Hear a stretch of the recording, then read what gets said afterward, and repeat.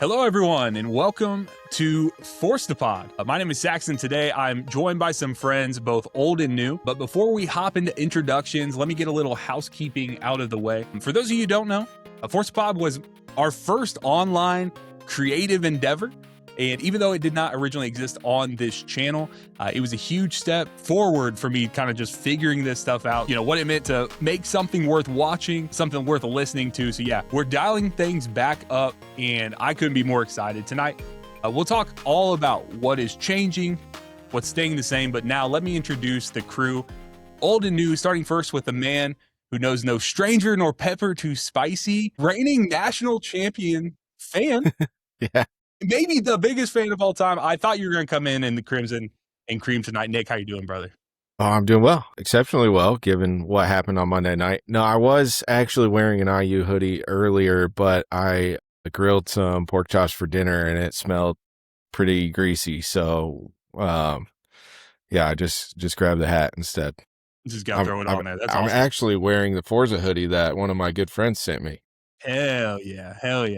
So, well, next we have the return of the man who would always rather be outside than wherever he's currently located. Walker, how you doing tonight, man? Well, I'm still in the same room, although I've upgraded my background, so You have. not much has changed. You tried to hide it, but he is in his now wife. Just a reminder, we talked, I think we've talked at least one time since then. Since the wedding, we did have one episode after that, but since the wedding, now his wife's childhood bedroom, but still there. And next, let me introduce the two newest members of the podcast. Now, starting first with a man with a voice for radio and a laugh for your heart, RevoLT, aka Bryan. What's up, bro? My life isn't where it needs to be. A little sick. We'll get there. Doing well. Really stoked to be here. Really excited to get involved and hang out with everyone here. So thank you for having me. And last but certainly not least, bringing that South Florida heat, my personal Rosetta Stone, Jesse. How you doing, man? Okay, what up, Baba? I'm doing good, brother. Yeah. Excited to be here and go on this journey with you guys, brother. Yeah, he texted me last week. He said, hey, I got a nice haircut. I'm ready for the pod. And I said, hey, I have to cancel it. So Jesse came in with the 1 week old haircut, but looking fresh still, man. Appreciate you guys doing that. And so, yeah, I'm struggling because obviously, RevoLT, I've called you RevoLT the entire time I've known you, but we do first names here, so we're breaking that. So it may take me a little bit, kind of like when we did the mountain to Walker transition. That was a little hard for me, but we made that shift, and it still does. So, but Bryan and Jesse are a couple of guys that I met just through my streaming and my content on the other side of things, become really good friends on that aspect. And so here are a couple of reasons that I felt like ForcedToPod 1.0 or 0.0, whatever. We're in a different place learning, and though learning a lot through it, I felt like I was always a bottleneck there, and I just didn't have the runway to do that, didn't really know what we wanted to do. And now I'm hoping that we can kind of expand. So every episode may not have all five of us, and I think that's perfectly fine. Honestly, sometimes there may be weeks that make sense for a schedule-wise or topic-wise, whatever's happening. That's going to be a huge thing. If we have more people that we can get in the mix, that will be nice because the show can go on. Also, just the feeling of like, let's get more voices in, more people who can kind of speak to things, and the synergy across the spectrum of all five of us, specifically you four. You guys all have more things in common than maybe even I do, but I vibe with all of you each individually and obviously as a crew as well. So it kind of works out synergistically. So I appreciate you all for being here. So that's basically all I had to kind of like bridge the gap. This is where we're at. So we're back. ForcedToPod 2.0, whatever you want to call it. We're kicking it off. So guys, what's new? Nick, we talked about the Natty a little bit, but I want to talk about it, man. What does it actually feel like for this to be a reality, bro? It doesn't feel like a reality for most of us. My dad was texting me earlier. He's like, he was at the game. Kristen and I was wondering. Well, yeah, my parents my dad and my stepmom are season ticket holders at, for the IU home games. They spend half their time here in Indiana and then the other half of their time in Florida. And so they put in for the draw for the national championship for like the season ticket holders and ended up getting 2 tickets, which good for them. They got to pay like a regular price instead of $4,000 a piece. I think it was like 12 or 1,500 for 2, which is like normal. All the other ones were secondhand sales. And so it worked out that they were actually back in Florida already. We saw them at the Peach Bowl in Atlanta because Kristen, as soon as the Rose Bowl was over, which was played in Pasadena, California, for anybody who doesn't know, IU beat the shit out of Alabama in that game. As soon by 5 touchdowns, beat the shit out of them. As soon as the game was over, Kristen gets online and goes, should we go to the Peach Bowl? Because it's only an 8-hour drive away. I said, yeah, why not? So she bought 4 tickets. We took the kids, went down, we drove down. The game was on Friday night. We drove down Thursday after work to Knoxville, Tennessee to stay with my friend Mitch, and then drove over Friday morning, went to the game, saw my parents there, had a great time. They beat the shit out of Oregon. And then, so my dad's like, we got tickets, we're going. I'm like, all right, have fun. I don't have $12,000 for the 2 of us to go to a football game. But yeah, he was texting me today. He rewatched the game, like watched the broadcast. He's been watching highlights all day. It's just like, for anybody who doesn't know, last year, the beginning of this season, Indiana still had the losingest record of all time. They had the highest losing percentage of any team in college football history. Previous to last year, they had not won double-digit games in a season ever. And so last year, that's how bad the football team has been. Last year, they went, I think, 12-2 or something. The only 2 games they lost were to Ohio State, who ended up winning the national championship, and then Notre Dame in the playoffs, who played in the national championship. So nobody really felt bad about those 2 losses. And then this year, it's crazy. They made history as the first team in college football to go 16-0 since like 1894 when Yale did it. Yeah, Yale. And that was before the NCAA was even a thing. Yale was playing like elementary teachers or whatever, you know what I mean? So, yeah, it just, all that to say, I don't know, man. It just doesn't seem like a real thing still. I mean, I get it. I understand that they won the national championship, but nobody in my life would have ever thought that this would be the case. And is 50 years since Indiana basketball was the last team to go undefeated in basketball and win the championship. That's so crazy, dude. IU is now the most recent school to do undefeated season in basketball and an undefeated season in football.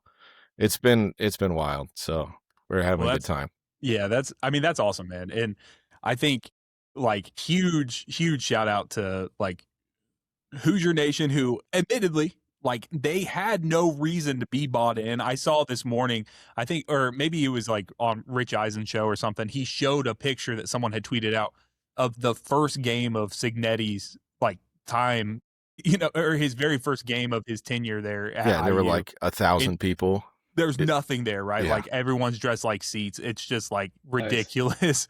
And at this point, it could not be cooler to kind of experience that and be able to look at it. And I wasn't even that tapped into it, and I still think it was cool as hell to be able to. Well, it's crazy too, because everybody forgets that Indiana University has like the largest living alumni base. There's over 800,000 alumni. Jesus. Yeah, because the people go to school there either to play basketball or to actually go to school. So like there's nothing else to do. So that's the reason why the crowd at the Rose Bowl was like 70-30 IU fans. The crowd in Atlanta for the Peach Bowl was, I'm not kidding, 95% Indiana fans. When that first play, pick 6 happened, it was, everybody I've talked to, including people that were at the basketball game in 2010 where IU beat Kentucky on a last second shot. Yep. I was there for that also. Everybody I've talked to said that was the loudest thing they've ever been a part of. I mean, that place exploded. My 9-year-old was plugging her ears because it was so loud. And she looked at Kristen after and she goes, is it going to get quieter? And we're like, probably not. Nope. No. That's crazy, dude. Yeah. So they just traveled. Everybody's just very excited to like, there's been a weird differential in fan bases for most of the season where like IU fans are like, oh shit, we're good. This is fun. Like we're having a good time. Thanks for having us here. And then like other teams are like Ohio State, you get a bunch of dickbags on Ohio State who are like, oh, we're going to kill you guys. You guys suck. You've never been good. We're like, yeah, we know that. We're just here to enjoy the football game. Like, We're just why here don't to you party. settle Have a good down, time. dude? Yeah. We're just trying to have a good time. So one thing that is kind of ironic, and so Jesse, I hate to do it to you. It's all right. But brother, you're on the other side of the coin. So Jesse's down in Miami. A lot of ties. What is that actually like to be on that and just the game was so entertaining, right? It Like was I a did not very catch a good lot game. of college football this season, but watching what IU did to both Alabama and Oregon, I was very worried for what we were about to see happen to Miami on their home turf. And that's actually not what happened, right? Like it turned out pretty competitive. Yeah, we held our own. I'm not a huge college ball fan. I'm not a football fan mainly. I mainly watch hockey. I did miss my Panthers game to watch this game, and I missed the goalie fight, which kind of sucked. Yeah, that sucks. Yeah, I do feel bad about that. Funny enough, we were going to go to the game because of the game, tickets were only like $20-$30. So we're like, oh, let's go. But I'm like, nah, let's watch the UM game. Never happens. Also never happens in hockey either. But I know the streets were pretty crowded. The signs on the highway were talking shit about IU. Hurricane warning. Yeah. I didn't want to say it, but all of the interactions I saw online, like in Georgia, all of the Oregon fans were super nice for the most part. We had a couple of friends. We had a couple of friends that were being kind of dicks to the Oregon fans as the game went on because they're like, some of them were talking trash, but it seemed like the discourse between Miami fans and Indiana fans online was like exceptionally toxic. Yeah, so we're in the South, but there's no such thing as Southern hospitality down here. Right. Miami is its own country, practically. Yeah, people are pretty toxic down here, and they'll let you know straight to your face. Yeah, everybody was dressed up no matter where we went. Like even at work, they kind of let us put on something around. We normally have to stay in uniform, but they didn't really care for that. I know we went to the to go eat pancakes at the original pancake house, and everybody was decked out in stuff. Just the only thing was no face paint, but everybody was just green and orange. Yeah, I love that. This is something that obviously Miami's been there before. Like they've been here, and they've whether or not they were acting like they've been there before, they've been there. That's a whole different thing. IU obviously not, but it is refreshing to see a couple of teams in there different than the usual suspects, the LSU's, the Georgia, Alabama, whatever, Ohio State, Michigan. I mean, in recent history, it was very nice, refreshing to see that. And one thing I did want to kind of bring up is this idea that like Miami getting just basically single-handedly taken out by a hometown boy. Yeah. Like freaking, like when is the movie out? Like it has to be like already being written. There's so many script writers that are getting after that because that's so impressive.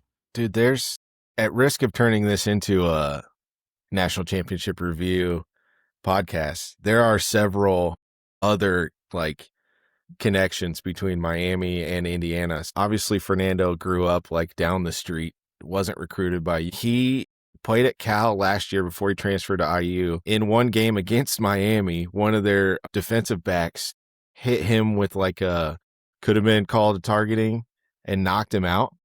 Like it was a borderline, not really a cheap shot, but just like one of those plays where, they probably should have called something. And he got like knocked out. And then that was the guy that he ran through for that touchdown. Number 31. I can't remember his name.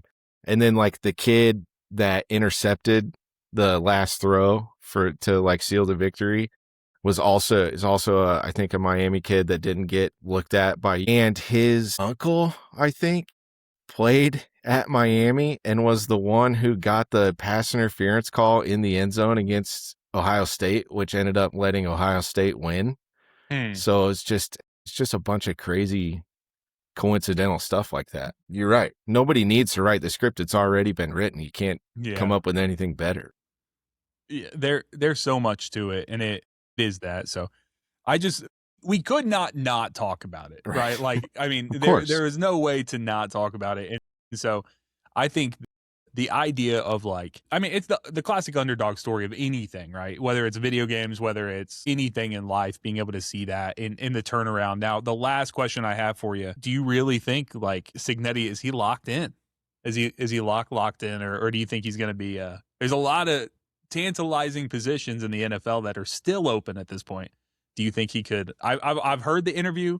I know he said he was tried to be pulled at one time, not, as there's a lot to it, brother. Yeah, I don't know. I don't want to speculate on that because Sure. I know he could go coach, the freaking, I don't know, he's the from Bills Pittsburgh, or right? something. Yeah. Oh yeah, he could go to the Steelers. Yeah. I Miami do needs a know coach. that like essentially IU told him he'd go to the Dolphins. Yeah. I do know that in his contract, IU basically said, let us know any offer you get, and it's in the contract that they have a chance to match it. So Okay. if somebody said we'll give you $15 million a year or whatever, and then also he's eligible now to make more money based on their postseason run, by the way this contract was structured. So I think if he did leave, it wouldn't be a money thing. But I don't know, man. It's hard to tell. He doesn't, I mean, I guess money speaks a lot to anyone, and there's a certain number of zeros that you could throw in front of about anyone to get them to do something. But he just does, he truly, truly, truly does not seem like a person who's going to give up on his morals for the dollars and cents of it. Like, you hit a point where enough's enough, and it's like, hey, let's see what we can do with this fan base and everyone. 100 million. Oh, okay. Yeah, I guess I can coach the Dolphins for 100 million or whatever. But yeah, I don't know. We'll see. We hope he doesn't leave for a long, long time. But that's not how it goes sometimes. So yeah. Just like I said, just what enjoying, what we have right now. Because I think everybody is just operating under the assumption that like this will probably never happen again. Granted, we thought that after last year when they went to the playoffs, we're like, oh, okay, cool, that was fun. But I remember specifically thinking that like after they lost last year, I was like, this was probably their one shot. Yeah, but I mean, guess not. So yeah, we'll see. It'll be fun. So. All right, boys, let's go ahead. We're going to shift now. We got 3 specific gaming topics I want to talk about tonight. The first one I want to do, I sent you guys the links. Let me go ahead. I will do the classic Zoom thing. Can you see my screen? So it says a Chinese YouTuber builds a console that includes a PS5, Switch 2, and Xbox Series X all in one. It says a tech-oriented Chinese YouTuber has built an all-in-one gaming console merging together PS5, Nintendo, Switch 2, and Xbox Series X all under one roof. While they're fewer and far between these days, console-exclusive games indeed still exist. You can't just boot up your Xbox, start playing The Last of Us. Mario Kart's not going to show up on the PlayStation. However, they've started really breaking down those kind of walled gardens approach, so I don't know how well that's going to live up over time. A lot of games are showing up places they shouldn't, namely Halo, which is about to show up across and do all that. So I wanted to kind of bring this up. Obviously, Walker, with your engineering background, you kind of got that mind for it. What would it actually look like to try to pull this off? I know you haven't seen this beforehand, but like, what comes to mind? What stands out to you as like impressive, weird, whatever? Like, what would be some of the challenges that would actually come into play with this? Yeah. So my first question is, are all 3 systems running at the same time? Right? Because if it seems like you can, I skimmed the article. It seems like the person can press a button on the top and like switch between the consoles.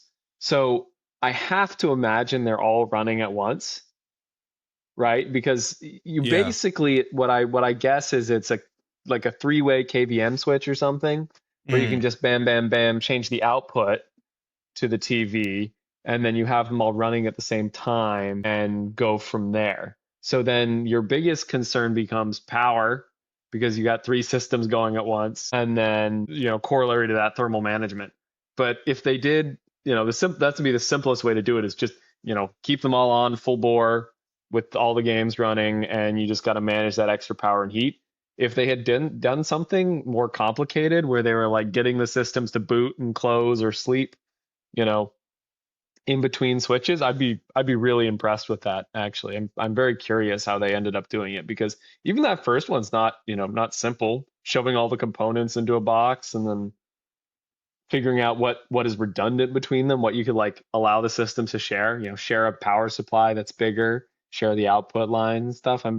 It's fascinating. I'm So they kind curious of break it down here. They break it down here a little lower. It says, in short, the YouTubers stripped down all 3 consoles to their basic parts while discarding any cooling systems and power supplies, as they'd be running on central components. Yeah. For example, a single fan at the bottom, and then a 250 watt power supply proved to be enough, as exactly to what you're saying. So as long as only one game is ever running at a time. So the major quirk came when figuring out how to implement the Switch 2's dock, which required a custom 3D printed case for the motherboard, allowing for handheld functionality at any given time without ruining the build. That's interesting. Nuts. Yeah.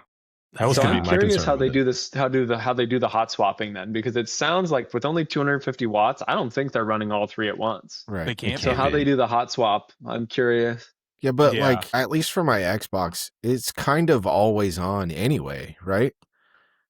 Like when it's on sleep, it's always on. Yeah, and same with the running, Switch. Okay, on versus running is different, but like you have to close down. You have to initiate a swap over. I guess you probably can have the close down running in the background while you pop the next one open and whatever.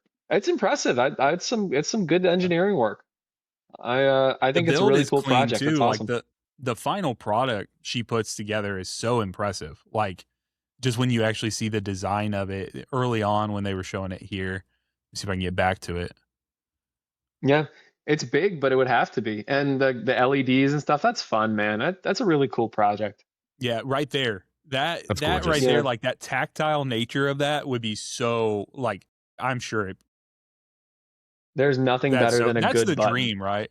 It's the dream to have everything in one. I wonder if there's any functionality hindrance, like if you have to have it vertical. There's always that conversation, like when the new Xbox comes out or the PlayStation, it's like, well, I don't like how it looks when it's upright. I like, I want to lay it down or something. I wonder if she has any issues with that. I'd say that the only feature she couldn't include, they were the digital only versions. So like you can't pop a disc in. But I mean, you're stripping out the disc reader anyway. Who cares?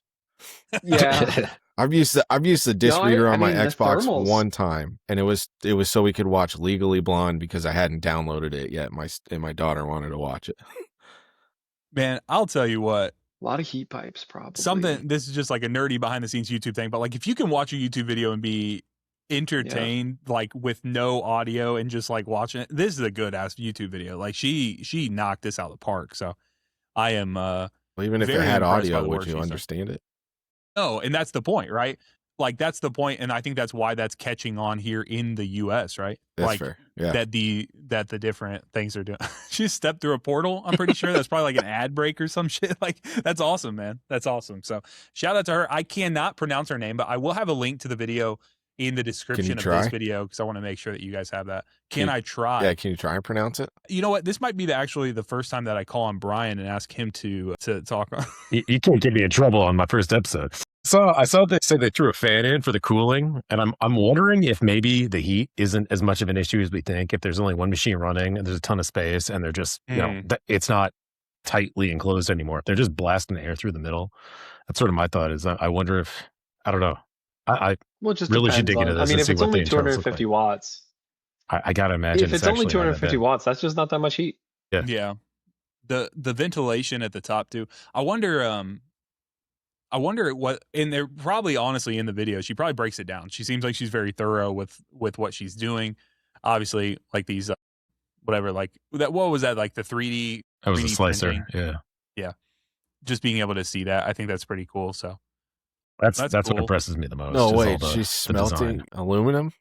Dude, I'm telling you right now, this seems like a really cool project. So I'd love to know more about it. I need to. I sent that over, but we'll have to look more into it and try to see what's going on with it. So yeah, I'll just watch it all at work tomorrow. It's no big deal. Yeah, throw that in there. So guys, if you're listening to this and you are interested, maybe right after this episode, do that. But let's go ahead. We're going to shift over to I mean, you guys got any other points on this? It's a cool ass thing. It's one of those things. I feel like I love the idea of it, and I'm thinking if I had that in my house, it'd probably do what my Xbox is doing right now, to be a little bit of a hitter on this thing, because I think we're just too positive.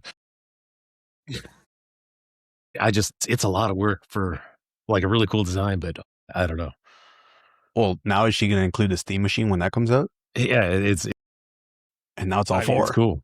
Yeah, that's another thing. I can't wait till we get, because we've only heard about leaked pricing for the Steam machine, right? We've not actually heard full pricing. Yeah. So I am eager to. It's leaked pricing and pricing from another country. That's right. I remember hearing about that. And then the fact that what was it? The other country includes their sales tax, or like any taxes that would be bound into it, or they have to be included on the tag price. Like, so I don't know why don't we do that? Because we hate consumers. Yeah, it seems like don't start talking about cars. It seems like it would make too much sense to do something like that. So I don't know. But okay, well let's do this here. I do agree. I got a freaking PlayStation out there in this desk over here somewhere. That was actually I bought a Series S. I bought a Series S so we could play Destiny 1 a couple months, like a month and a half right over there. That. Yeah. Because I got rid of all my Xbox stuff, and I just have all the controllers, the remnants, the Master Chiefs, and everything. But hoping that some point I'll have a reason to kind of come home, and maybe this next topic we talk about will. But yeah, I got all those things. So Bryan, I'm with you. Like, I don't know what answer this would, other than just being a really cool thing, a cool project, kind of doing that, but the practical nature of it. So, all right, so let's talk now, because tomorrow we actually have a new presentation from Xbox, the Developer Direct, or Developer _ Direct. I don't know if we're supposed to pronounce the underscore or not. I've never got confirmation on that, but it says 2026 is going to be an incredible year for Xbox players. Might even call it a fabled year. To celebrate, we're kicking it off with the 4th installment of our Developer Direct broadcast on January 22nd. So at the time of recording, this is tomorrow. So we've not seen what's coming. I do want to talk about the things that they did announce. Says bring you news, new gameplay, and insights directly from the incredible teams working on titles this year. So you can tune in. That's not going to help because you guys are going to hear this until then. But what we do have confirmation for, we have Fable. Finally, we've only seen like teaser trailer of Fable, a little bit of like a vibe trailer as it is.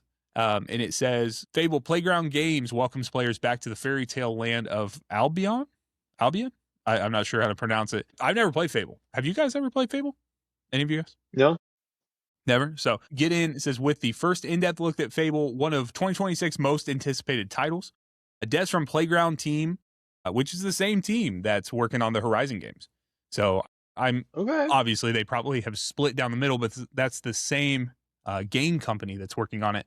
It says they will unveil the magic and mischief that awaits players in this fresh new beginning for the franchise, including a first look at some of the stunning new gameplay. Does that interest any of you guys? Have you looked into Fable at all? Do you have any of the vibe? Like, how do you guys feel about the single person or like single player, over the shoulder, like those action games of that sort?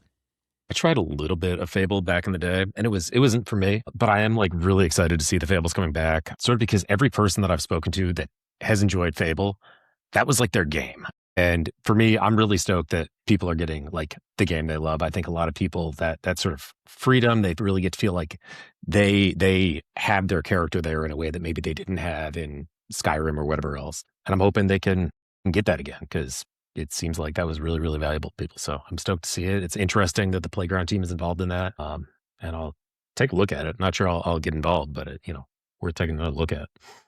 I don't remember. Do any of you guys remember when this actually came under Xbox purview? It was one of the acquisitions. Like at some point they ended up getting. Has it always been with Playground Games? And did they pull them in? Like that's something that I'd be interested in knowing. Because I remember the conversation happening at some point, like, oh, Xbox bought them. Okay, what do they actually own? Like, what IP do they have? And then Fable was included there. I feel like that's been a long time. Fable always Xbox? I don't think so. I think it was always on Xbox, but I don't think that's an IP that they have always owned. Looks like the OG came out for Xbox, Windows, and Mac, and it was by Lionhead Studios. Okay, Lionhead. So yeah, I'm not really sure when that I made that transition over, but I am eager to see more because I know that there's, like Bryan, like you said, there are a lot of people that are really, really looking forward to it, have been looking forward to it. So yeah, we'll see more about that. Let's go to a game that I know that we have a little more, we definitely have more interest in this series. Forza Horizon 6, the Forza team from Playground Games, so same studio, just different team, will share a deep dive on the much anticipated Forza Horizon 6 as the open world racer takes players to the beautiful and contrasting landscapes of Japan. So we were in Mexico last time. We are now in Japan. The segment will deep dive into a very first look at gameplay, including reveals of new features, how Japan comes to life in this stunning new installment. Nick, bro, how are you feeling with our trip that we're taking to Japan? The same way as I felt about the last 5 Forza Horizons. Very excited. I'm going to spend $100 plus on whatever the top tier deluxe edition is because I'm an idiot. It's going to be the same as everything else, just in a different location with different car packs. That's fine. I'm going to pay extra for the other car packs. And the one thing that I really liked about Forza Horizon over the years is that the soundtrack is awesome. They have the music is, I think, pretty varied and really good, in my opinion. It's all songs that I like. So yeah, I liked Mexico a lot. They did some cool stuff with like the Baja, you do a bunch of the off-road kind of racing and they had different storylines and stuff that you could do as some of the missions. I haven't historically been a big fan of drifting in the previous Forzas. There's like, what are they called? I can't remember what they're called, but you do like speed traps, and then there's some where you do jumps and stuff, and then there are drift zones where you have to get so many points drifting through a drift zone. That hasn't really been my forte because it's more of an open world sort of arcadey game instead of like the regular Forza Motorsports games, which are more focused on actual racecraft. But I can only imagine that there's going to be a fair amount of drifting around the mountain and in the cities in Japan. So I'm still excited. Either way, I'm going to buy it and I'm going to play it for forever.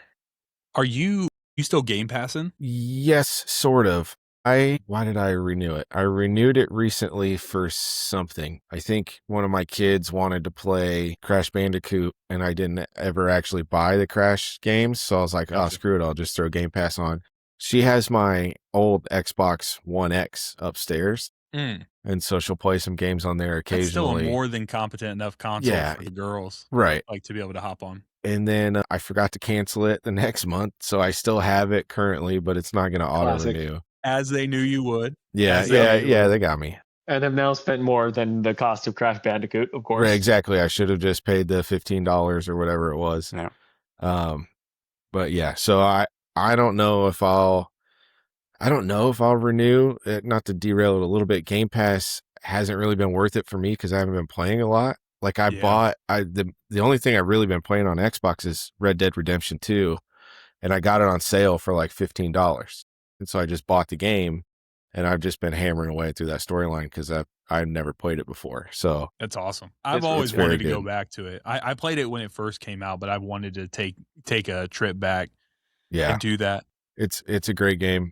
But yeah, I don't know, because there's stuff coming out like there's another expansion for Diablo. I'm going to buy that and play the heck out of it. Yeah, we'll see. After tomorrow, I don't know if they'll suck me back into Game Pass, but I was a little put off by the price increase also. Because, I had to get the Ultimate so I could play stuff on my computer and on my Xbox. You had to. Yeah, I had to. I didn't have a choice. So we'll see. But yeah, I'm super excited for Forza. You know how I feel about cars in general. Yeah. So yeah, those are the games that really I have a good time playing. Jesse, this moved the needle for you at all? So I was a bigger fan of motorsports. I like the whole tinkering with everything and making it more precise and stuff like that. The more engineering aspect for the cars. Obviously, with the line of work that I do, that's kind of cooler to me. I know a lot of the guys at work are super excited for it. They're hoping that it does work with their Sims, because a lot of the guys do have Sims. But I mean, I'll probably get it. I've never actually had a Horizons. I did try it at buddy's house, and it never really interested me much because I liked more of the, at least with motorsports, I love the drag racing, and me and my father, that what my dad grew up doing. So we would kind of tune up the cars in motorsports and get them to, It's funny that you lean more stuff. motorsports because you're like, hey, that stuff Yeah. I do all day at work that like makes my back hurt. And I do. You know what would go down so smooth right now? If I could come and sit my butt on my console or my computer and then do that exact same thing but digitally. Yeah. It's kind of like the PC building simulator when we were in IT every day. You know what? I want to run a PC building shop. It's the same concept.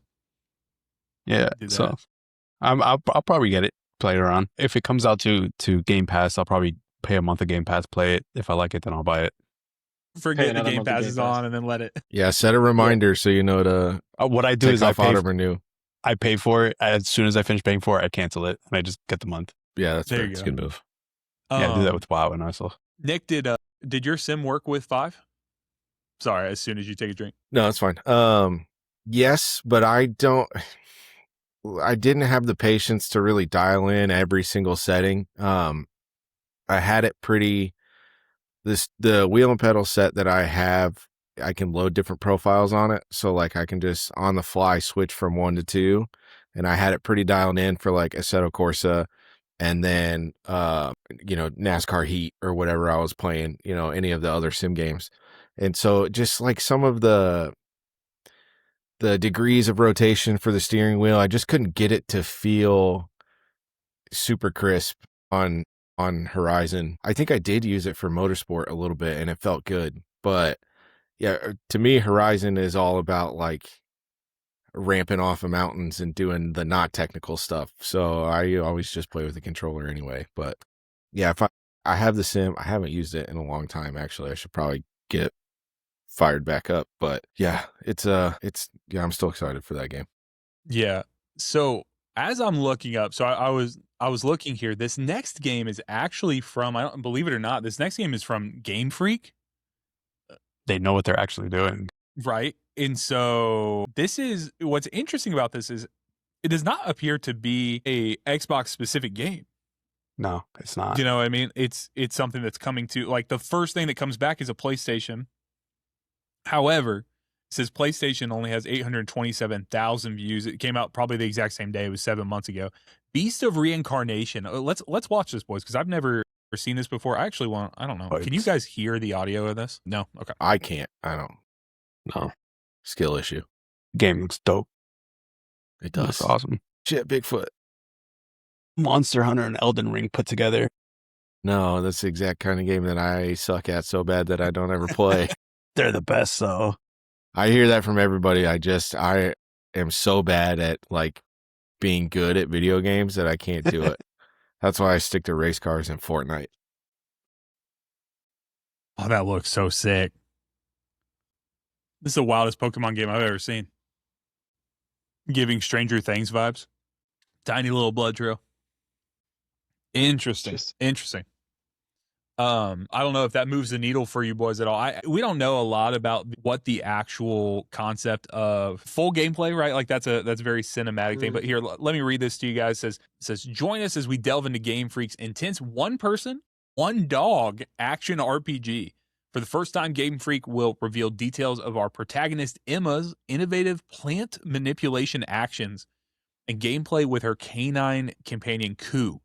In Beast of Reincarnation, a profound and dangerous world unfolds in post-apocalyptic Japan. 2 Japan games we got.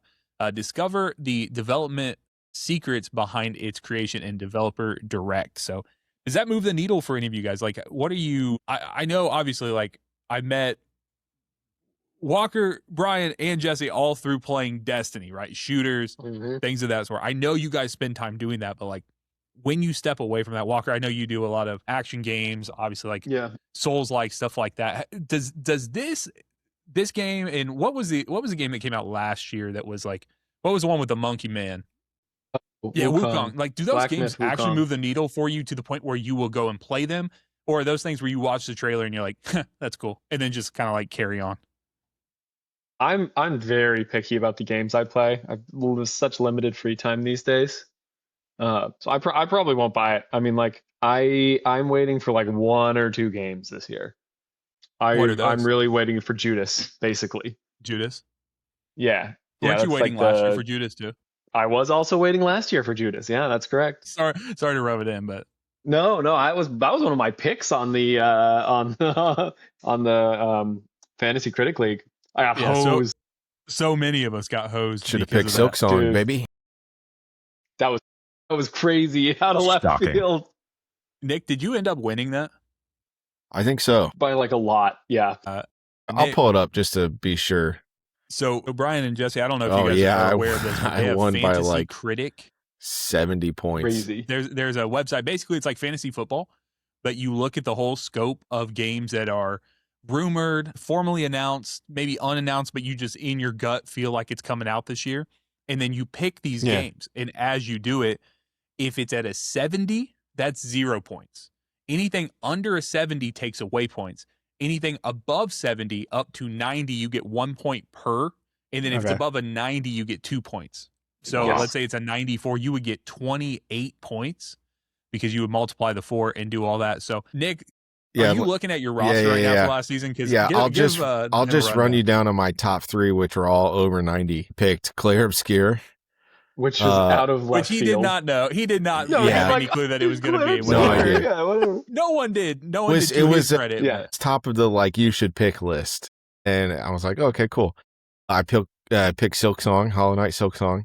That scored a 91. Not coming out that year, theoretically. Yeah. We had no clue it was because we did the draft like earlier than now, like over a year ago, because it would have been right after the first of the year. It would have been like January 1st or like late December or something. Yeah, it was. Yeah, we all memed on you for picking Silksong. I remember for that. We're like, I don't know, for what, 9 months? Rusty was going to win with GTA 6. The We're like, okay, well, he wins. Pick. He got the first pick. We did like the drawing. Yeah. Whatever, he got first pick, and we're like, I mean, he's for sure going to win with GTA 6. And now it's like, is GTA 6 even going to come out in 2026? We don't even know. And then round out the 90s with Split Fiction. Yeah. Dude, that game came out early last year too, didn't it? Yeah, that one I looked into a little bit during the draft. I was like, oh, this could be interesting. And I think it was the same.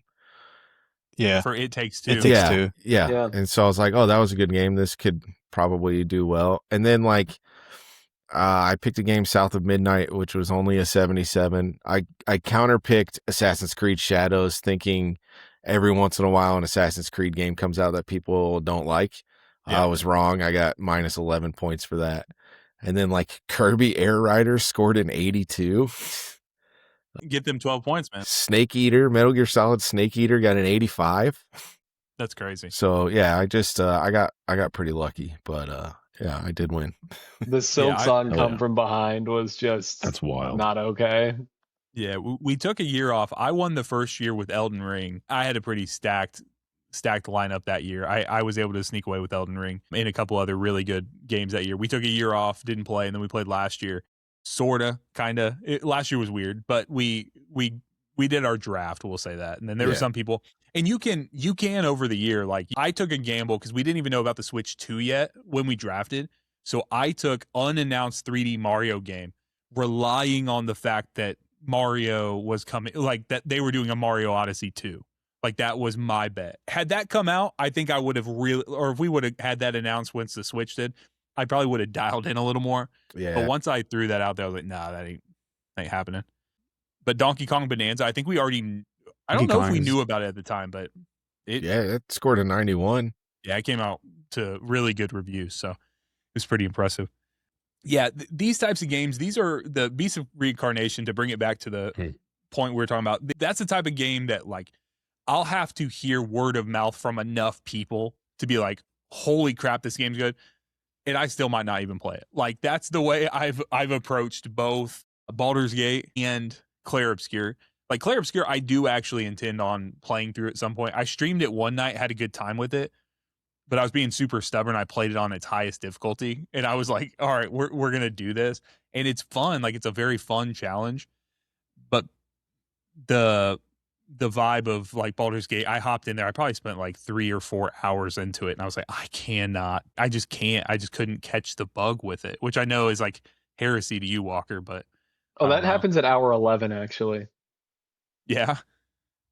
Where you catch the bug. Yeah, no, it's I mean it is just I mean it's kind of a slog, but that's kind of the point, Yeah. right? Like you got to be in for it, and if you're not, like that's total. I would never dog on somebody for not liking Baldur's Gate because that's what makes it great is because they were just like we are doing exactly D&D and video game format. It is, slow and intricate and it's what it is, right? So Yeah. if you're not in for it, whatever.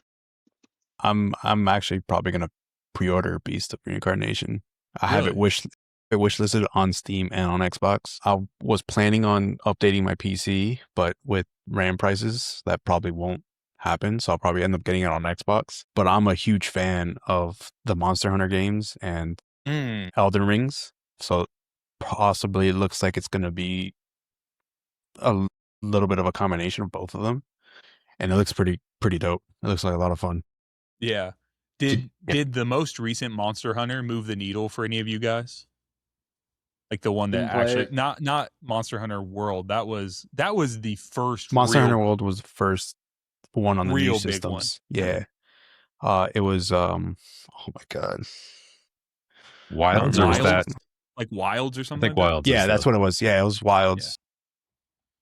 I was gonna buy it, but then my buddy, the guy I always play, my best friend that I always play Monster Hunter games with, he didn't get it. So I ended up not getting it because I wasn't gonna play it without him. Yeah. Solidarity, brother. Yeah. Bryan, how about you? Does this move the needle for you at all, or like do Well, those for me types of games get personally, you?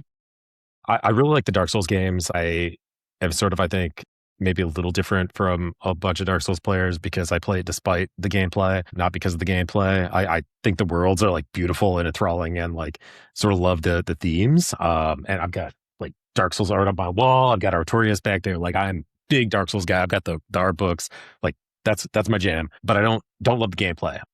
And I don't think like I'm interested in the gameplay of this. The one thing that I saw in this that I thought was kind of interesting that I may not have heard in your reactions to that was I was getting a lot of Nier Automata out of the sort of theming of it.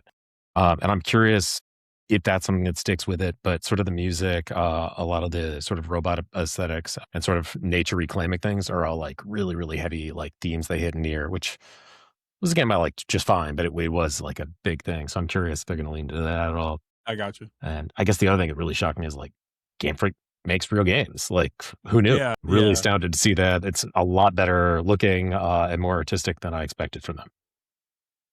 I've always wondered what kind of like holds them back from pursuing that with the Pokemon side of things. Probably Pokemon and the Pokemon company kind of like, hey, we need a game next year.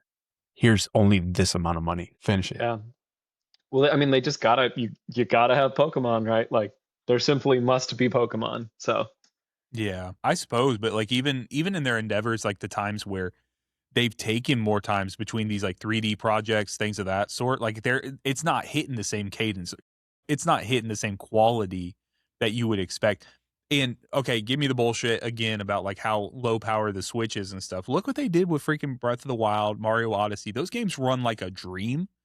They're not perfect, but like they run every bit of competent that they need to for the devices that they're on. And now there's nothing holding them back from actually up leveling Pokemon for the Switch too, and pulling that off. So it'll definitely be interesting, but it is kind of nice to see. I always wonder like when they do these, and this is actually going to segue us nicely into the next topic. I always wonder when studios split. They split off teams inside. Like we already had that tonight with Playground, right? We had Playground with the Forza team, and we know the chops that they have. And then they're like, okay, well, you guys are taking Fable now, and let's do this. Obviously, we have here with Game Freak wildly different teams. I'm assuming, they might be from the same cohort, but these are wildly different visions, and I'm sure that they've had to bring in people from the outside. And then our final topic for tonight is Marathon. Bungie has announced Marathon. They took it, they put it on ice, and they ripped it away and everything. Last year after the art debacle, if you guys do not remember, basically this guy just popped out of nowhere on Twitter and started posting and saying, hey, like, I have proof. I've seen things from in-game, from your guys' promotional materials, things like this. It was exact textures, exact artistic styles, and basically they just completely ripped him off. And I don't even remember all the details of like where that landed finally. But what I do know is the art director lost his job. Like, he is no longer with Bungie at this point. And no one, like, you can look at his artwork and see, like, he's very talented and he's been doing this style of work for years, longer than the artist that got ripped off was. But the buck stops with you when you're the art director, right? Like, you got to figure out, like, hey, where'd this come from? I don't even know how you would go about that. If there's like a repository, if you're going on something like Behance and you're looking through that, but it's so hard, right? You go through and find someone, but this person had well documented, basically just like had it very well documented that, hey, this is my work, and they've ripped it off. Come full circle, before any new Marathon news came out, that's how I kind of knew that they were probably ramping up to it. Before any Marathon news came out, I saw something on Twitter where the artist came out and said, hey, everything's been resolved. I am perfectly fine. Probably had enough zeros, like we were talking about with Cignetti earlier. they threw enough zeros at him and they're good to go.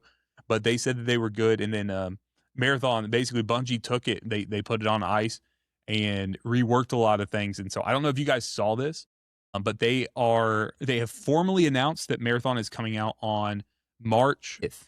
So Marathon will be out. The world will be playing, checking it out. And I want to see what you guys actually think about this. Have you guys seen this trailer, or do you guys have any interest in Marathon just in general? Yes and yes. Yeah, I'll play. I mean, I played it from the beginning with the alpha. I got invited to do it, which was pretty cool. I'm hoping it did change a lot since then. I don't know how I feel about their date that they're releasing it, because they did say that it was going to be very separate from Destiny. And isn't Destiny's new update that same week on the 8th? So if you look in game inside of Destiny, it says that the new expansion is going to be released, or it says that this season pass for Destiny will be released on March 3rd, or will end on March 3rd rather. And this comes out March 5th. There's rumors that internally the new that is going to get bumped back. So, and whether or not that's for Marathon in particular, that's to be seen. I think, like, if you guys remember, anyone who's listening who plays Destiny, you guys probably remember Edge of Fate was the last expansion we had. The mid-season update that they push out, they actually released it, and then they didn't have the exotic mission ready. Like, basically, the mid-season update was only half-baked. And so we got this, like, it was called Ash and Iron, but everyone just called it Ass and Iron immediately because it was so bad. And I wonder if there's some middle ground where they're working to avoid that again, right? Like, I'm hoping that it's more than just, oh, well, we don't want, we don't want to compete with our other game. I hope that there's an actual, like, if they are delaying it, I hope there's an actual reason for it to be delayed. But it kind of makes it seem like they are pushing more towards Marathon than with Destiny at that point, which I think it's got to work. Like, I think for Bungie to exist, we've been talking about this recently quite a bit, but for Bungie to continue to exist in the manner that it does, this investment that they put so much time and effort into, like, it needs to work. If you spend this time, it has to at this point, because I'm concerned for Bungie as an entity if it doesn't. Walker and Nick, I know you guys have been playing ARC Raiders some, I don't know, varying degrees or whatever. So with this being a Bungie game, an extraction shooter, do you think that this is something that you could actually, like, see yourself? Like, do you guys vibe with this at all in any capacity?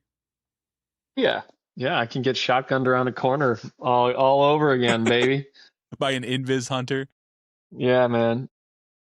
The Void. I think she's called Assassin now, but her name, because one thing that they had some pushback was on basically it was going to be like a hero shooter type vibe. So essentially you have, like, cyberkinetically uploaded your consciousness and you can move between these different bodies. That's kind of how they get away with the whole thing of, like, you're not dying if you go in and exfil, infill and then exfil. Right. You are in these cores or these bodies and you move through. Well, then everyone kind of, like, gave them shit back at that time. Like, hey, we don't like this idea of being in these. So what they're doing now is they're shifting to, like, archetypes. And then within those archetypes, they will also have these others. So you're going to have, like, an invis character that's now known as an assassin. Then you'll have like a void branch of that, like these different variations. They just to appease the player base, they're always having to like juggle these things. Yeah. I just saw grappling hook. I was like, "What? That's just a reskin strand pull, isn't that?" Yeah. I mean, Destiny's movement is awesome. Like it's always been good. So whatever. I can't complain about that, man. So Nick, I know you usually prefer like the third person shooters and stuff of that sort. Like, do you? I guess that's not necessarily true because you've been playing Battlefield, right? Yeah, we were playing Battlefield until it got bad. Until Red Set got terrible. I have been playing a little bit of ARC Raiders, and to be fair, I would have probably never considered an extraction shooter until after I played it. You know what I mean? I played a little bit of ARC Raiders earlier, got a little bit of raiding done on the clock. There you go. Don't tell my boss. But yeah, I don't know about Destiny's movement. Obviously, I've barely ever played Destiny. I have maybe 2 hours in the game. Yep. I've played a fair amount of Halo, so I don't know if those skills transfer, but I'll probably check it out. I think that the grappling hook in Marathon it looks a little more like the grappling hook in Halo Infinite to me than it does to Strand. Okay. Like that little that less kind of momentum. Yeah, I got you. Yeah, I mean, either way, I'll give it a shot. You know what I mean?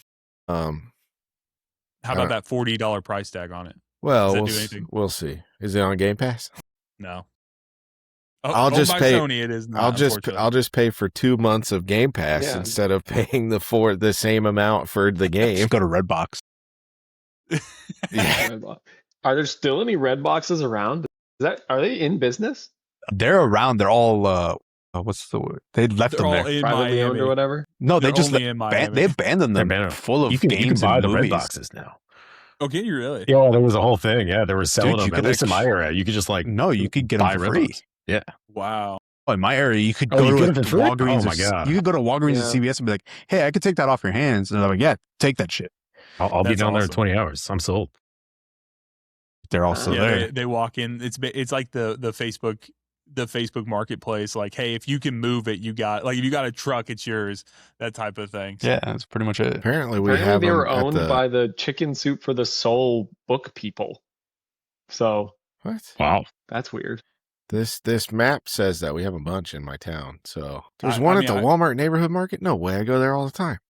See, I think we just had the most. Yeah, we just had the most definitive source ever tell us those are just free for the grabbing. So I'm pretty sure you could just go grab that, throw that in your Fiesta. Look there. Well, the Fiesta's not running right now. No, it's torn apart in my garage. I got to pull the transmission. Anyway, damn. There is a shut down Walgreens that allegedly had two. I might actually be able to just go get one. There's an actual website called RB Map. On a mission. Yeah, I got the truck still. I can fire the truck up, throw one in the back, see what happens. I bet your kids would love that. I don't think it would take too much for you to convince Zach to come with you. I bet you guys could go on a little for sure. Oh yeah, journey, and he'd throw in. He actually popped in the Discord one night when we were playing ARC Raiders. He hopped in. He's like, I just saw Sax was streaming in this Discord. He's like, Discord told me, I didn't even know what that was. So he hopped in. You weren't in there, but the marathon of it all, though, I really feel like I don't know. I feel like it has good bones now. I feel like they were struggling with that. They almost had to build it in reverse, right? Like they've been fighting a terrible current the entire time, and it feels like it's starting to turn some sort of corner. I have not played it. I have not. Literally everything I've seen about the game is out. They've had all the trailers come out now. The release dates, all the additions, everything of that sort that's coming out. But what I have heard are just like it's the vibe shift, right? It's the people like Jesse, like yourself, because you said you got to play the alpha, but I got to play the alpha. You did not get, or did you not even pursue doing like a beta, like the? So I played the alpha. I did that week play. Day one, obviously the hype was there. I liked it. Day two, I instantly did not. I did stream it for some friends. They watched me because they weren't able to get in, which is funny. They're the ones that were like pushing for it and like crying about this game. And I'm like, it happens that way. Let me see if I just do it. And then I was the only one that got in. They did play the beta. I did not. They said from everything they saw me do, it has changed because I guess ARC Raiders bounced off of their pre-release, their alpha release, and fixed their stuff before releasing. So then they used ARC Raiders release to fix their problems that they said we're not going to do, but they ended up doing it. Like the game, like the proximity chat. They were like, no, we'll never do that. And everybody loved it in ARC Raiders and wanted it in this. I'm like, okay, here you go. It's yours. I do wonder. I think there's two worlds. I think there's a world where like Marathon could come out, be a big success, be like the FPS version of, not necessarily the FPS version of ARC Raiders, but be like a more approachable FPS. I know Tarkov exists. I think it'll like Overwatchify Tarkov in a way. Yeah. And like, I think it could at least. That would be huge. And so I think there's a world where it could do that, or there's a world where like all of the concerns that they actually had about the proximity chat, all of the goodwill that ARC Raiders has, like, could just not trickle it all over to Marathon, and it just becomes this toxic cesspool that gets away from them. And I'm praying it doesn't. Like I really, really hope that it performs well. I hope it plays well.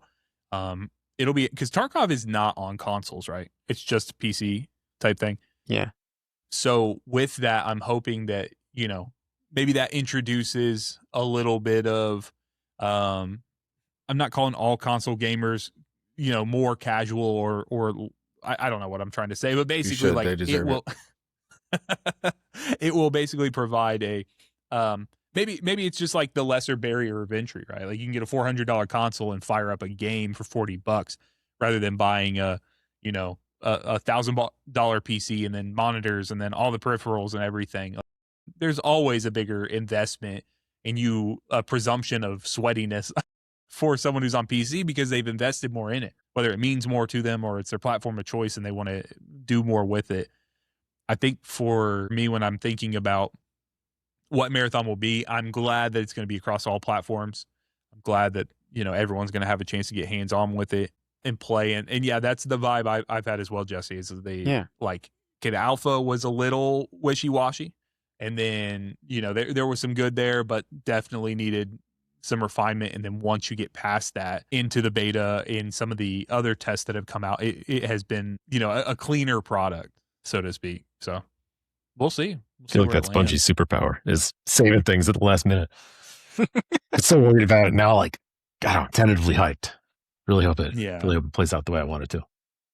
And it really seems like anytime Bungie's like backs against the wall that they perform, but I'm like, how many times are they going to get like allow themselves to get pushed up against that wall before that wall's just going to collapse behind it, just fall down and like it's not going to exist anymore. And so the big thing I've said many times recently is like, how long of a runway will Sony actually give them?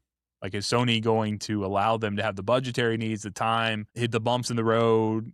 They can't have another Concord on their hands. They can't have a game that comes out and then they have to, refund everyone like 5 days later or whatever it was. Went out for Anthem, finally closed down. Yeah, we were going to talk about that last week, but now it's old news. But yeah, just the blank killer, right? Like these games that come out that they're supposed to shake up everything. I don't think that anyone's saying that about Marathon in any capacity. I mean, ARC Raiders, that was something else we were going to talk about the last week. Like they eclipsed the 12 million player mark. That's insane. And the player numbers for ARC Raiders are still insane. It's brought back this like community base. It almost feels like a bit of like a Fortnite for old dudes, like for dads. That's pretty much it. Yeah. Like you get in there, you can talk with anyone when you get in. Yeah. A lot of people have this feeling of just like this social feeling, right? Like you go in with prox chat and you're like, hey, I'm cool. And like that actually works. Like people are sometimes. That the covenant of like getting in and exfilling and then seeing new streamers kind of rise to. Yeah, I was gonna say it doesn't hurt that like literally all of the world's biggest streamers are playing it all day too. Yeah, of course. And now like playing together. You got like Chifu and Peanut and Tim are all like raiding together and just creating insane content. It's gonna make everybody want to play. Yeah. I mean, it's just a good game. They just did a thing and it packaged it so nicely for not $60, and it's just never had more fun picking up garbage. It's awesome. No notes. It is interesting to me because Nick, like the experiences I've had, it feels like a game you would bounce off so hard. Like you would get in and then like get shit on by the ARC a couple of times and then like Yep. bounce out. Like we've just played enough. You know, we've started enough little games or like talked about it. It just feels like that. So what was it about ARC Raiders that kind of No, you're stuck with absolutely you? right. I hate that. I hate it a lot. But the thing that I rarely ever do solo raids. I'm mostly only playing with other people. Same with Loading Battlefield. in with randoms? No, like Okay, you're playing with people. Yeah, with friends. Same with Battlefield. I don't think I've played a single Battlefield game without somebody like that I knew. They're like, hey, let's drop into Red Sec or let's go play some multiplayer or whatever. I don't know. I think I'm at the point now where I've started to. I'm still very early in ARC Raiders where like I still have a lot of upgrading to do. I haven't found very many blueprints. I still don't know what to do with half of my inventory, but I think I'm at the point now where I'm ready to, not ready, but like could probably still have fun just loading in myself and dodging the stupid ARC and hoping nobody kills me if I find a blueprint or something like that. So, but no, you're right. As soon as I get hit, as soon as a Rocketeer locks onto me, it ruins my day. I'm ready to stop. Like, all right, this sucks. Man, it's when I have a couple of them. What are the ones that throw out like the tasers on you? They frustrate A wasp. me. Yeah, they frustrate Or me, bro, 'cause, hornets like, or something. Yeah, the Hornets. Yeah, the Hornets. Like when they come out and I get tased, like they chain tase me, dude. And then like the fact that when you're in there solo and you don't just like insta die, like you still have to hit the surrender button. It just sucks. Yeah, you're just like, waiting, yelling. Well, you could still exfil even if you're down. I did. I know, but I'm never close. I did I'm play. never close to where I need to be. I actually, this reminded me, I did a solo raid the other day and I was like, I didn't really find anything good, but I was like, all right, f this, I'm out.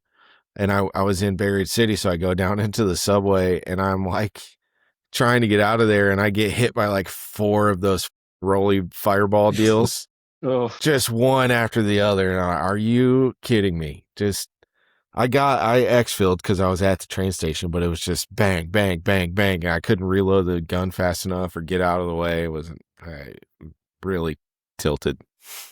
Yeah, the few times that I played, Bryan and I played together a couple of times, and like those are some of the times that like I've laughed the hardest playing games recently, right? Like there's funny stuff that happens in Destiny, but it's usually like because we broke the game or we did something in a way we were not supposed to, or like it's something in our social group, right? Like the people we're playing with.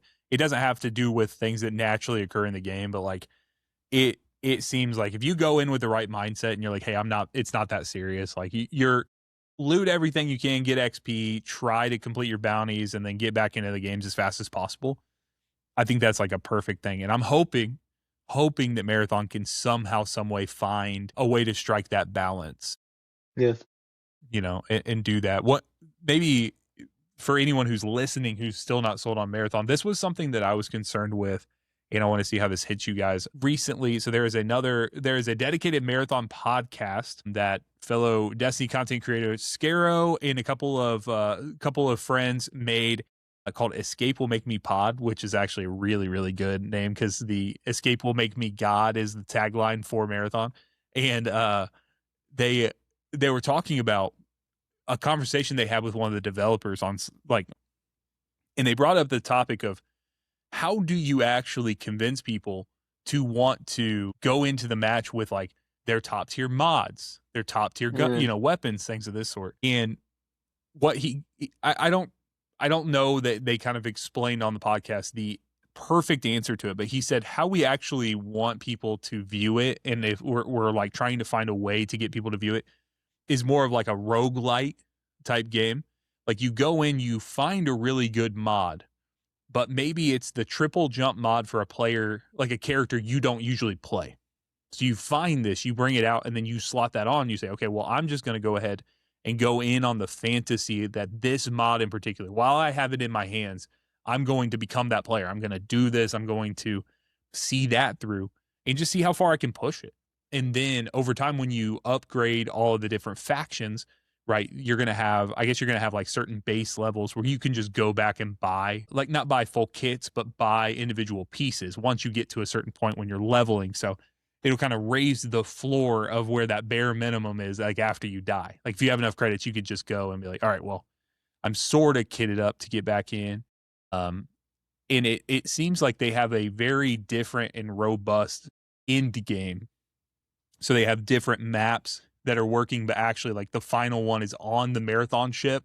And they've said it is absolutely brutal. They're like, you're going to have to work to get there. And unless you're in there with people who have been there before, kind of have an idea of what's happening, you're going to get your teeth knocked in by this. And I know that to some people, that sounds like hell. And some people that actually sounds like a really good time. So I don't know. Brian, how's that make you feel about marathon?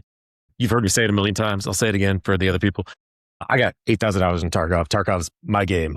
Along with Dark Souls, I love games that are really inapproachable, really arcane. And I think one of the things that I learned, I guess, real quick, want to jump back to how to use your high-end gear. It's like your gear doesn't do anything if it's sitting in your vault. Like if it's in, back home, it's not doing anything. Eventually, you're going to realize that hoarding is not doing you any good. So I think people are going to come around to that. And I think the other thing that they did is, Marathon is very analogous to the Marathon ship is very analogous to one of the things they have at the end of Tarkov, which is the labs map, which also just absolutely kicks your teeth in. It's where the toughest players go because there's the best loot. You're going to have the hardest PvP. You're going to have the hardest PvE as well. And all kinds of gated stuff in there that makes it even more exciting. And I think people loved labs. People probably still love labs. I don't play the game as much anymore. And I think they're doing everything right. They're taking the right cues. God, I could talk forever about what I like about Marathon Air, but I think they're building the game the right way. I think they got a lot of headwinds. I think introducing people to ARC Raiders, which is not a Bungie thing, but it's something that's happened, has shown people that there can be joy in a game that will kick your teeth in every now and then. And sometimes it's the juice is worth the squeeze. And I think, I'm just really, really looking forward to Marathon. I can only hope for now, but I think they're doing everything right so far as I could tell. And I'm looking to throw a ton of hours at it. That's awesome. I think the one last thing I want to say on the matter is they're set up in a situation that is distinctly different than Destiny, which is Destiny has no competition. There's not a single person, there's not a single game dev, there's not a single anything that is taking the strides or that is doing Destiny like things, right? Like we just talked about, Walker, you brought up Anthem going out, like being shut down. No, there's nothing. Yeah. That had a chance. Borderlands barely pops its ugly head up, every ugly to me because I don't like the art style, but Borderlands pops up every 3 years or so, 3.5 years. And people are excited about it for about, 6 minutes and then it's gone again. And it's just one of those things where it just does not, there's no one that's even approaching. So even for as bad as Destiny can get at its lows, even for the missteps that Bungie takes with that, and this is not to say that there are not people who are fully 100% locked in on Destiny, wanting to make it as good as it can be. The fact of the matter is they don't have any outside pressure that's really doing other than these games that are outside of the genre, right? Now they do like everything. It's kind of the same conversation we have about like streaming platforms and YouTube versus Netflix versus like you only have so many hours in a day, so everything is your competitor at this point, right? Like the streamers are books, podcasts, just like this, like they're all vying for your attention. But at the same time, you need to have that internal pressure to kind of like push you forward. What I'm hoping we find is Marathon. I know Tarkov they just had like a big 1.0 launch basically. Yeah. I think it's kind of run its trajectory though. Has it? Yeah. And then, with that, so let's just put like Marathon and ARC Raiders together. Even if ARC Raiders always stay significantly better than Marathon is, I'm hoping that they can push each other and that it can be something to see. And the other piece of it isn't even the competition piece. It's the passive act of, benefiting from each other's failures. Yeah. Looking at what did ARC Raiders missteps, like what did they have early and what can we take at it when we release 6 months later? And so we'll see. The iteration process goes faster when you can look at the failures or the success of another game company. But like that's one thing that Epic with Fortnite, Nick, like they've done so good. It's like no one's doing what they're doing and they still hit it out of the park. Well, yeah, it's because they're doing too much. Yeah. Do you feel that way? I don't know. I loaded into Fortnite the other day and it's a different game.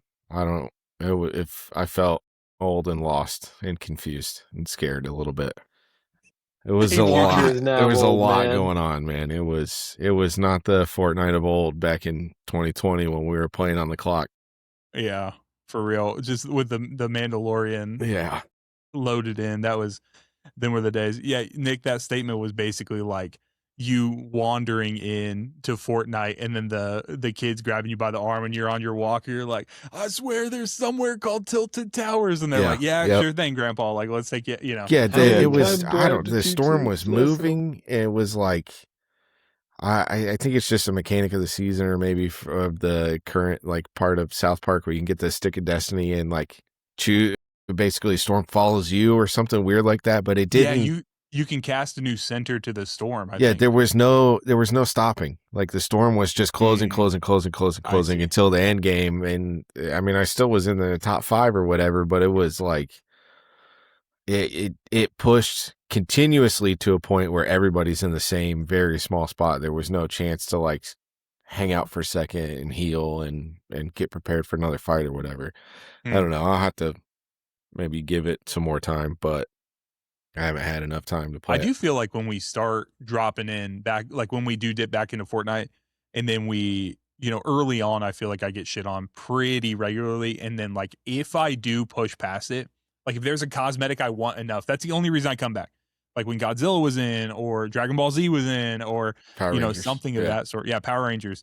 Like I'll hop back in for those things, but if it's not that, that's the only reason I will go back, or if the whole entire season is super dialed in. But early on, I feel like I play like terrible. I play like crap. Yep. And then if I push past just far enough, then I can turn the corner and start hitting some snipes. I'm like, oh, that actually feels real good. And yeah, I did. I picked up a sniper rifle and I hit a couple like, oh, I don't know how I made that shot, like very far away, leading them, and they ran right into it, kind of thing. But I don't know. Even the battle pass is different. Like now the tiers, you get to choose which sections you unlock. So it has like 7 or whatever of the groups. And then instead of just progressing in a set path, it'll say, okay, you can unlock a new one at this level and you could pick which cosmetic items you're going after. So you don't even have to finish the whole thing to get the stuff that you want.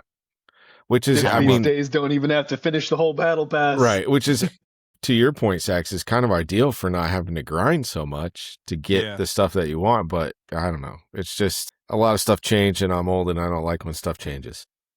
But then they always bring back OG seasons, and they bring that's things true. back, and now they have like all all the South Park characters, and like that's my jam. So I might have to get. I in heard there. a rumor today they were doing Sonic next. I saw one of those dumb AI Facebook posts that said that they were doing The Office, which big if true, but what would that even look like? I'd hop on that, Dwight. They literally do everything. Yeah, that's what I'm saying. Dwight. Dwight. They'll literally do any IP. I wouldn't be shocked by any crossover. Shit, hold on. Vice reported it. God damn it, it might be real. That's crazy. Boy. And like what usually they have some sort of like actual world reason for doing it, right? Like it's something in the zeitgeist, or it's something that they have something big coming up, or like Godzilla had a historic run there with a couple of things coming out back to back to back, and they're like, you know what, we're dedicating an entire season to this. So it seems interesting that they're like, if they do that, I wonder, like, do they do little sub groups of IP characters that get sprinkled in there without being the main focus of a season, or do they always pull the entire season forward, like, to that IP? I don't know. That's a good question. I don't play it often. Like when Spider-Man came in, like everything was changed, right? Like that was a full Marvel suite there, but like with South Park, I guess they've kind of done that as well. They put in some mechanics, some things like that. I don't know. They did Dragon Ball. Wasn't like just they changed all the. Oh my god! They got really like Kardashian meta, like with it, and they just had like all the vehicles got changed into like a white Bronco, and then just like anything that has to do with the Kardashian family is just like oops, all skin stores. Yeah. So no. Yeah, I don't know. I don't know. Maybe this weekend, if I'm not working on my car, which I should be, I'll do a little deep dive. But I would like to drive my car again. It's been since September. It ain't gonna be a good Fiesta driving weekend this weekend. We're supposed to be getting a No, lot it's of... not going to be a good being in the garage weekend using wrenches and smacking your knuckles into the oil pan. Yeah. Be a tough go at it. But Yeah, we'll see. boys, anything left on the marathon thing? Any last conversations here? I'm excited to see how it turns out. I am as well. So, well, guys, thank you very much for hanging out with us. Boys, thank you for hanging out tonight. We're going to refine it over time. It's a little tough, making sure we get everyone in there 5. I feel like I'm hitting a volleyball back and forth to you guys. So I appreciate you guys hanging tight, hanging in there with me and everything. So speaking of that, I will, as long as the weather holds off, I will have my first volleyball game back since blowing my knee out. Oh yeah, you rehabbed, you're Nice. cleared to go. I did like 12 weeks of physical therapy. I've been going to the gym after that, like working out, doing it. I don't Nice, have man. any pain in it now, other than those times where you're like if I bend my knee, if I bend my neck this way and I hold my leg out, then yeah, my neck hurts, like that kind of thing. If I have my knee in a situation where it should hurt, it hurts. Outside of that, it doesn't hurt anymore. So we're gonna go see if I can mess my knee up again on the sand. We're going this Who week. knows? Maybe you can blow out the other one. That's true. I had a slight tear in high school in it, so we'll see what I can do with it. But I got this bionicle looking brace, like a super, like Like a crazy an good NFL offensive lineman brace. Yeah. Hell yeah. brace. Like soccer players can get back out and play in this brace. Like it's super mobile and has like a lot of goodness to it. So we're gonna see if I can get sand in every crevice and ruin that brace. But Well, we're gonna do it. Yeah. And that sand is going to get in the crevices and then rub your skin off. Yeah, it's not gonna be great. So we're gonna see how we can do that. But guys, thank you very much for listening. If you're hanging out, and I'm excited to be back, boys. Excited to be back. So not sure where the cadence will be on this yet, but we will get these out as soon as we make them. So guys, until next time, be blessed. Peace.